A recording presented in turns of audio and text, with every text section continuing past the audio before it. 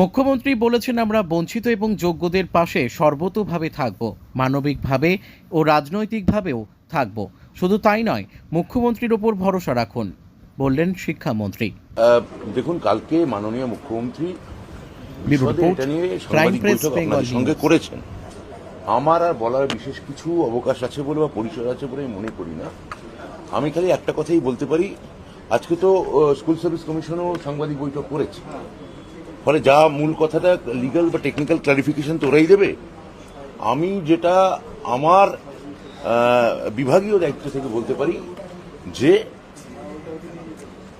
আমরা মুখ্যমন্ত্রী যা বলেছেন সেই অনুযায়ী সর্বতোভাবে আমরা বঞ্চিত এবং যোগ্য যারা আছেন তাদের পাশে আমরা সর্বতোভাবে থাকব, মানবিকভাবে থাকব, রাজনৈতিকভাবেও থাকব।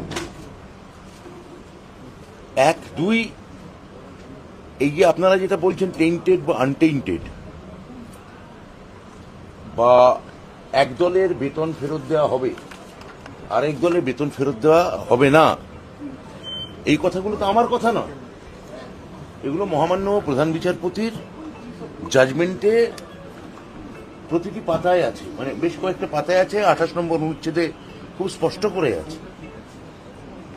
তাহলে যে রায় বলছে যে টেইন্টেড এবং আনটেইন্টেড, সেটা তো এসএসসির দেওয়া তথ্য পরিসংখ্যান তার ভিত্তিতেই বলা হচ্ছে।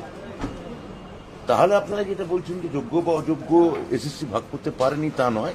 হয়তো বলতে পারেন তাতে কোর্ট সম্পূর্ণত, কোর্ট সেটা বলেওছেন মাননীয় যে তারা সন্তুষ্ট হচ্ছেন না, কিন্তু যোগ্য অযোগ্যের একটা ভাগাভাগি নিশ্চিতভাবে প্রধান বিচারপতি রায়ের পর আমরা বুঝতে পারছি, এবং যারা যোগ্য এবং বঞ্চিত তাদের একটা মানবিক দৃষ্টিভঙ্গি যাতে সব তরফ থেকে বেরোয়, আমি সেই আবেদনও এই সূত্রে করব।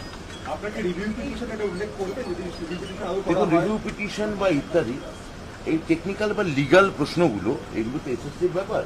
এসএসসি তার আইনি প্রক্রিয়া নিয়ে করবে। যদি আমাদের বিভাগের কাছে কোনো এই বিষয়ে তারা সাহায্য চায়, আমরা সেটা আইনি পরামর্শ তাদের নিশ্চয়ই দেব, তবে সেটা আইনি পরামর্শ নিয়ে দেব। যোগ্য বঞ্চিত দ্বারা তাদেরকে আপনারা,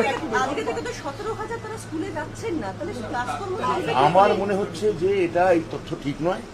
বিশেষত গতকাল মুখ্যমন্ত্রী যে বার্তা দিয়েছেন, সে বার্তায় পরিষ্কার করে তাদের কি করণীয় বা কি করণীয় নয় সেটা তিনি কালকে তাদের বলে দিয়েছেন। আর আপনারা যেটা বলছেন, আমাদের কাছে এরকম কোনো তথ্য নেই যে তারা যাচ্ছেন না।